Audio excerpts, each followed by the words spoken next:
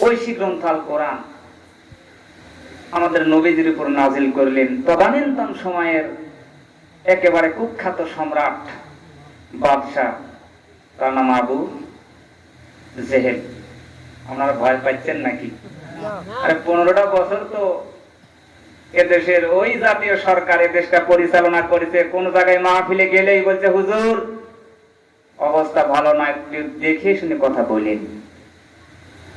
সেই সময় তো আর নেই।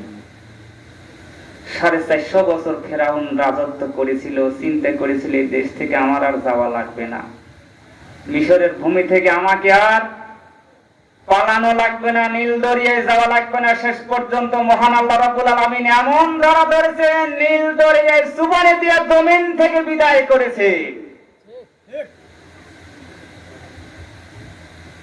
দীর্ঘ 15টি বছর এ বাংলার মুসলমানদের উপর, ইমামদের উপর, ইমানদারদের উপর যে নির্যাতনের স্টিম রোলার চলেছিল এবং আলেমরা দোয়া করেছিল মহান আল্লাহ রাব্বুল আলামিনের দরবারে, যারা তাহাজ্জুদ নামাজ পড়ে আল্লাহর দরবারে দোয়া করেছে জেলখানার মধ্য থেকেও, আমার তো মনে হয় এই দোয়া আল্লাহ রাব্বুল আলামিন বৃথা যেতে দেন নাই। 15.5 বছরের নির্যাতনের স্টিম রোলার যখন চালিয়েছে, মহান আল্লাহ রাব্বুল আলামিন বলেন ইন্না বাদশা রাব্বিকা লাশাদীদ, স্বয়ং আল্লাহ রাব্বুল আলামিন ছাড় দেন কিন্তু ছেড়ে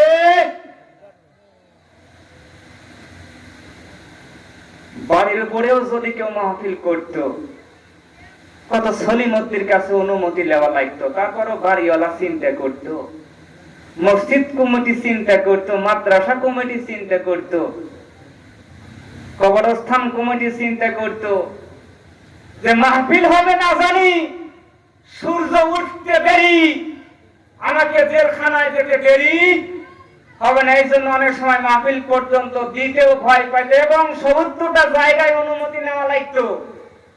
এখন তার কোন সলিমদ্দির কাছে অনুমতি নেওয়ার প্রয়োজন